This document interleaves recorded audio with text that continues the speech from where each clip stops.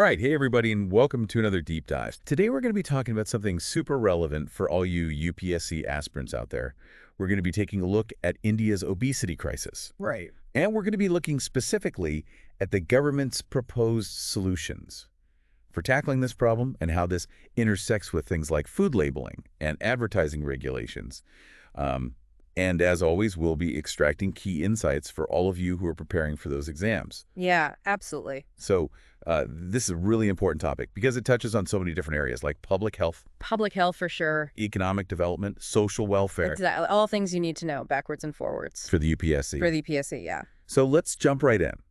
The National Family Health Survey, the NFHA-5, shows us some pretty startling statistics.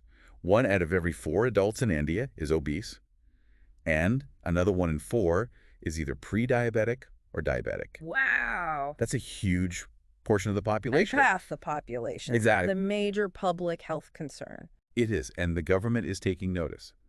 The 2025 Economic Survey under Prime Minister Modi highlighted this crisis and recommended a health tax on ultra-processed foods, or UPFs. Yes, those are those foods that go through so much processing, right? Right. You know, tons of added sugar, unhealthy fats, sodium, like all those packaged snacks. Oh, yeah. Sugary drinks. The ready-to-eat meals. Exactly. Okay, so we've got a problem, and the government wants to use policy to try to change things. Right. What are some of the proposed solutions? Well, there's a number of different proposals, but I think today let's zero in on food labeling and advertising regulations. Food labeling and advertising. So who's in charge of that? Well, the Food Safety and Standards Authority of India, or as most people know it, the FSSAI, they are the ones who are responsible for creating and enforcing these regulations. Okay. And they've received quite a bit of criticism. Oh, really? Yeah, for being slow to act and for potentially favoring industry interests. Industry interest. Over public health. Oh, so it's kind of like this tug of war between what's good for public health and then also what benefits the food industry. Yeah, it's a difficult balance to strike. It is a difficult balance. Absolutely. So one of the proposed solutions is this Indian Nutrition Rating System, the INR. The INR, that's right. This is modeled after Australia's Health Star system, where they assign foods a star rating based on their nutritional profile. Exactly. And so at first glance, it sounds like a pretty simple, straightforward system. Yeah. But critics have argued that it's actually pretty misleading. Oh, really? So how so? Well, for example, a sugary soft drink might receive a decent star rating because it's fortified with a couple of vitamins and minerals, but it's still packed with sugar. Oh, wow. So it's kind of creating this health halo. A health halo. Around some fundamentally unhealthy foods. Yeah, you see those stars, you think, oh, this must be healthy for me. Exactly. When you're just guzzling down sugar. Yeah, exactly. And what's even more concerning is that the FSSAI actually had recommendations to include warning labels. But they decided to go with this INR system instead, which again raises questions about, industry influence and how much they're really prioritizing public health. So it's interesting how the food labeling can be manipulated in a way. Absolutely. To kind of trick the consumer That's right. into thinking that something is healthy when it's really not. Yeah. So this kind of brings us to advertising. Right. Yeah. How does that play into this? Well, we do have some laws in India regulating the advertising of HFSS foods. HFSS foods. Yeah, those high-fat, salt, and sugar foods. Right, high-fat, salt, sugar. But their effectiveness is debatable. Debatable. There are a lot of loopholes.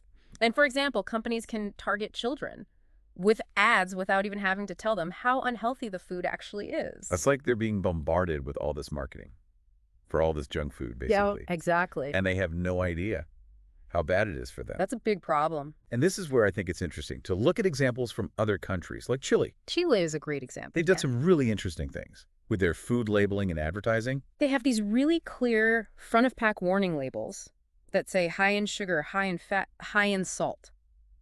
And it's very, very clear to the consumer what they're getting. That's awesome. And you know what? It's actually led to a significant reduction in UPF consumption. Wow. In Chile. So it can work. It can work. If you implement the right regulations. Right. And the World Health Organization, the WHO, they also recommend these types of clear front-of-pack labels. Okay, so what can India do?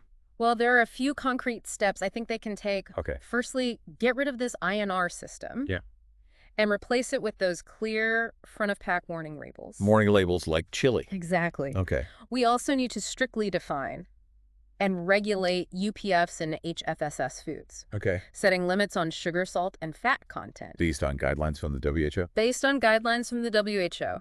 And the Indian Council of Medical Research. That's right. Okay. And advertising regulations. Absolutely. How do we change those? Well, we need to strengthen them. Consider maybe even banning advertising of these products. Children. Children, exactly. And finally, we need some really robust public awareness campaigns that educate people about the health risks Of UPFs. of all these UPFs. Yeah. Exactly. So this is a really important issue. For all of our UPSC aspirants out there, Absolutely. this is a major policy challenge It really is. that India is facing. And it requires this multifaceted Yeah. approach to really address it. A multi-pronged approach. Yeah. And it's not just about individual choice. It's also about the role of government and Exactly. the role of regulation Overall policy. in shaping those choices. That's right. So to wrap up, we've explored the complexities of India's crisis, and we've seen how food labeling, advertising, and these policy decisions play such a crucial role A critical role. in addressing this problem. We encourage all you UPSC aspirants to dig deeper, look into these laws and regulations, Yeah. and think about how this might show up in your mains exam as an essay question. Absolutely. Think critically about it. Right, and all of this information is based on a recent article from The Hindu. So Yeah. if you want to check that out, you can find that online. And as always, like and subscribe. If you enjoyed this deep dive, leave a comment. If you have any questions. And good luck with your studies. Happy studying, everyone.